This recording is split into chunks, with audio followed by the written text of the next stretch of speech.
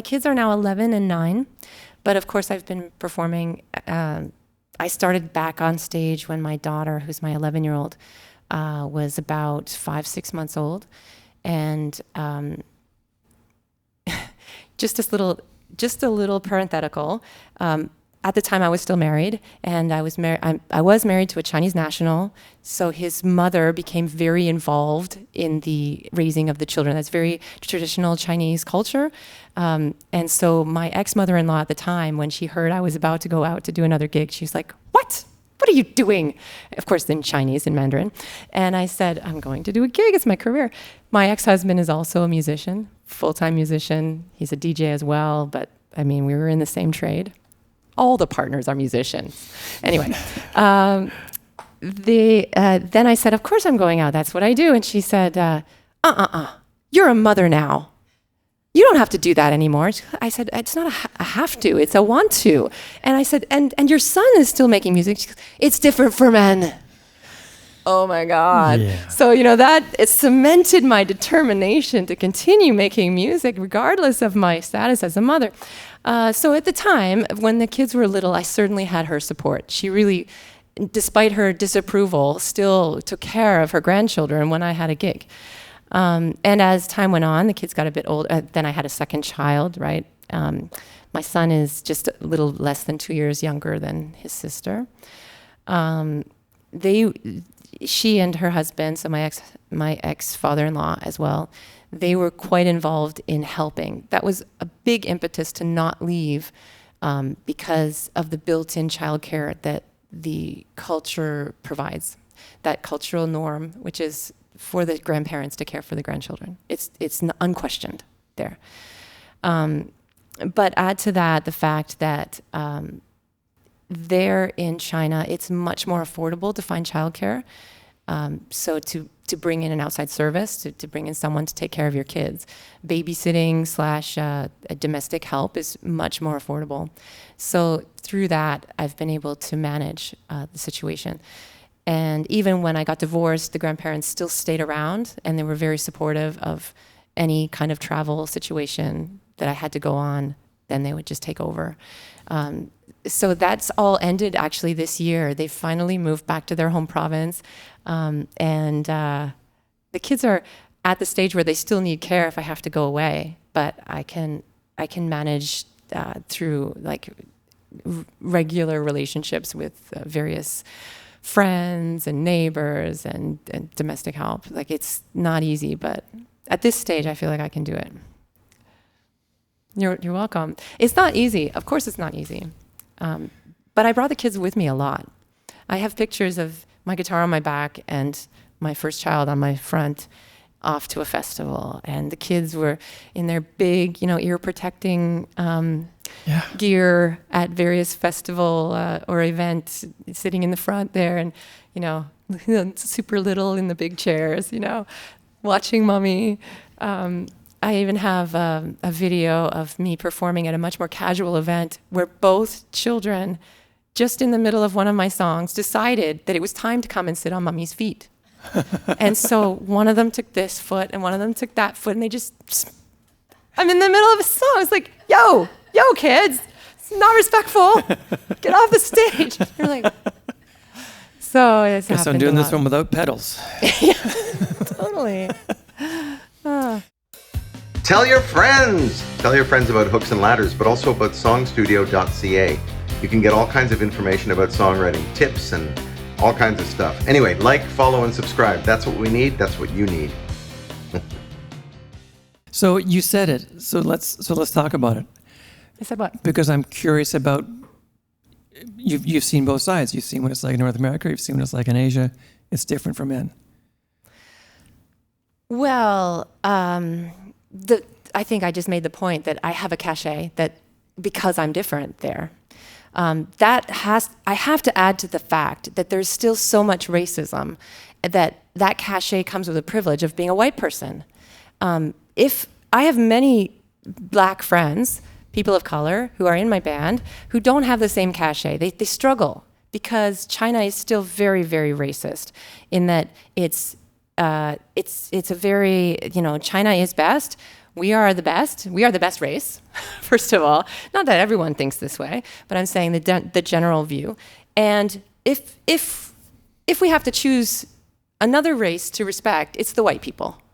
And the white people can be here, and we can give them some decent jobs.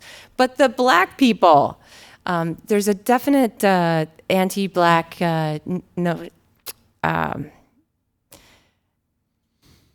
mentality, perspective. And so the African friends I have, the Cuban friends, I mean, they're more brown, but everybody there who isn't of white skin have more trouble getting work, more trouble getting hired to teach, for instance, more trouble getting hired to tour the festivals or to tour the theaters. So I recognize the white privilege that I carry with me, and I cannot shed, but I also cannot, I am grateful for it. I cannot say that it doesn't help me, but I have to recognize it with an open mind and heart and a non-racist view to say, I am privileged and I have much more than some of my friends. Mm-hmm. And that shouldn't be the case. The other side of that flip, the privilege that I have is my perfect English, my native English. That has a huge cachet there, and people who come from Cuba or Africa or French-speaking countries, for instance, even my partner who's from Quebec, doesn't get as much work opportunity as I do, because the native English is very well paid. Well, it's an asset. So I have to precede the answer with that, because I carry those elements of privilege that someone else answering this question might not carry. So I have to say that I am influenced by that. So if I say it's better over there, is that really the truth for everyone? Not necessarily.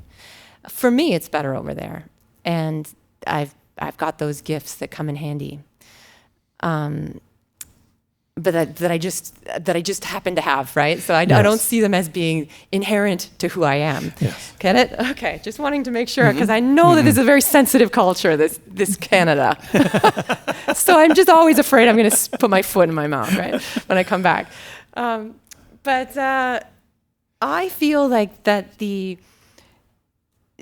Canada offered me something amazing to establish who I am as a performer.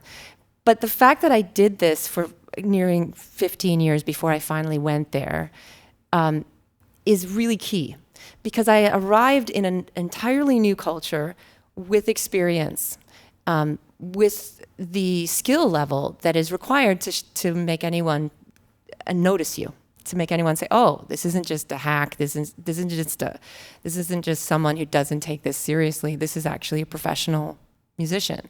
This is someone who has time under her belt," right? So for that reason, because I'm really grateful to Canada, and for that reason, I'm really aware that I couldn't have succeeded in Asia without Canada, you know. And I know that that's partly how I managed to create a career for myself in a foreign culture. But I don't recommend it. Don't do it.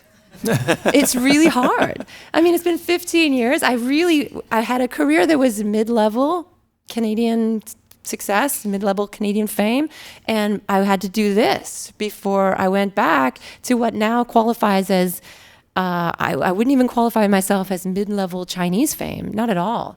I've been on Chinese TV for sure, and I have lots of followers, but what does that mean really in a country of 1.6, I think it's 1.8, I think maybe it's now up to 2 billion people.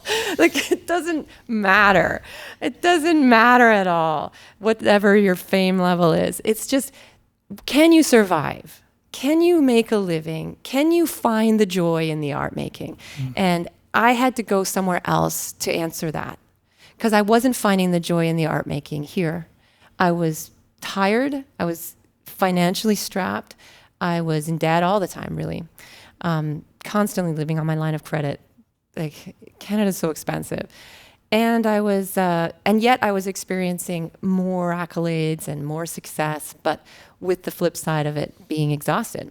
And I go over there. I'm certainly not a household name, but I rediscovered the joy in music. I rediscovered the reasons why I write, the reasons why I perform, what it's about for me. And that to me was, that's the reason why China I haven't left yet, like why I'm still there, because that's where I rediscovered the joy of music. I don't know if I would have quit, I think. I don't know if I would have continued to make music if I had stayed in Canada, because it was getting so hard. There were lots of problems. It was very dramatic.